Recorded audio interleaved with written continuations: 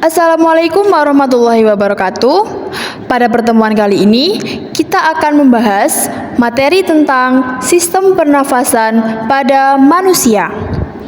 Yuk, kita simak bareng-bareng videonya. Berikut adalah paparan tujuan pembelajaran pada materi sistem pernafasan pada manusia. Pada rencana pembelajaran yang tertera, sasarannya yakni siswa SMP kelas 8 semester 2 dengan materi sistem pernafasan pada manusia dengan fasenya yaitu E. Yuk, mari kita simak tahu lebih dalam mengenai sistem pernafasan pada manusia. Sistem pernafasan pada manusia adalah sekumpulan organ yang terlibat dalam proses pertukaran oksigen dan karbon dioksida. Seseorang dapat dikatakan memiliki laju pernafasan normal apabila ia bernafas sebanyak 12-20 kali per menit saat istirahat dan berlangsung secara berkesinambungan. Sistem pernafasan pada bagian atas pernafasan manusia ada beberapa organ, yaitu yang pertama adalah rongga hidung. Rongga hidung sendiri terdiri atas selaput lendir dan rambut halus yang berfungsi untuk menyaring partikel debu atau kotoran dari udara yang masuk melalui hidung. Yang kedua adalah faring. Faring berfungsi untuk menyalurkan udara yang masuk dari hidung atau mulut guna diteruskan ke trakea. Dan yang ketiga adalah laring. Laring sendiri merupakan ruangan kecil sebelum trakea yang berisi pita suara. Pembahasan selanjutnya adalah mengenai organ pernafasan bawah. Yang pertama adalah trakea. Fungsi trakea dalam sistem pernafasan adalah sebagai jalur masuknya udara ke paru-paru. Trakea merupakan penghubung laring dengan bronkus. Organ pernafasan bawah yang selanjutnya akan kita bahas adalah bronkus. Bronkus merupakan organ dalam sistem pernafasan yang menjadi penghubung batang tenggorokan atau trakea dengan paru-paru. Fungsi bronkus dalam sistem pernafasan cukup penting. Salah satunya adalah memastikan aliran udara masuk dan keluar paru-paru. Ke organ berikutnya yaitu bronkiolus. Fungsi bronkiolus yaitu untuk membantu proses distribusi udara di dalam paru-paru. Bronkiolus akan mengalirkan udara menuju alveolus, di mana alveolus merupakan tempat pertukaran oksigen dengan karbon dioksida.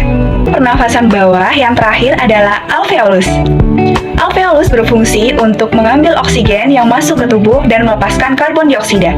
Ketika bergerak melalui pembuluh darah di dinding alveolus, darah akan mengambil oksigen dari alveolus dan mengeluarkan karbon dioksida ke alveolus. Per menitnya, paru-paru mampu mengambil sekitar 5-8 liter udara. Selanjutnya adalah tentang proses pernafasan manusia, yang pada intinya fungsinya adalah untuk mengangkut udara masuk ke dalam paru-paru, mengedarkan oksigen ke seluruh tubuh, dan mengeluarkan karbon dioksida. Proses awalnya, udara akan masuk melalui hidung ataupun mulut. Selanjutnya, udara akan masuk ke bagian faring dan dilanjutkan ke bagian laring atau yang sering kita sebut sebagai pita suara. Setelah dari laring, udara akan masuk ke bagian trakea. Nah, di membran dalam trakea ini terdapat sel-sel rambut halus yang disebut dengan silia. Fungsinya adalah untuk menyaring debu yang ada pada udara. Trakea ini terbagi menjadi dua cabang, ke kanan paru-paru dan ke kiri paru-paru. Cabang ini disebut sebagai bronkus. Selanjutnya, udara akan masuk ke bronkus yang artinya udara sudah ada di paru-paru. Dari bronkus, udara akan lanjut ke bronkeolus. Di ujung bronkeolus, udara akan masuk ke alveolus. Bentuknya bulat-bulat kecil bergerombol seperti anggur. Nah, di alveolus ini merupakan tempat pertukaran oksigen dan karbon dioksida. Penyakit pada sistem pernafasan. Yang pertama adalah asma. Asma merupakan gangguan penyempitan saluran pernafasan karena kontraksi otot polos pada bronkus. Gejala asma seperti batuk, nyeri dada, dan kesulitan bernafas atau sesak.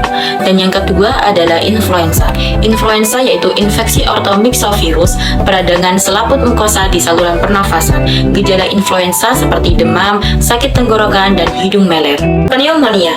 Peradangan paru-paru berisi nanah disebabkan oleh infeksi Diplococcus pneumonia. Gejala pneumonia seperti demam, batuk, dan sesak nafas. Yang terakhir, tuberkulosis atau TBC. Infeksi paru-paru oleh Mycobacterium tuberculosis sehingga muncul bintik-bintik pada dinding alveolus. Gejala TBC seperti batuk berdahak hingga keluar darah, demam, dan penurunan berat badan. Setelah menyimak video ini, kalian pasti sudah tahu kan pentingnya sistem pernafasan manusia? Kira-kira bagaimana ya jika sistem pernafasan kita terganggu? Oleh karena itu, jaga dengan baik kesehatan pernafasan kita ya teman-teman. Terima kasih. Wassalamualaikum warahmatullahi wabarakatuh.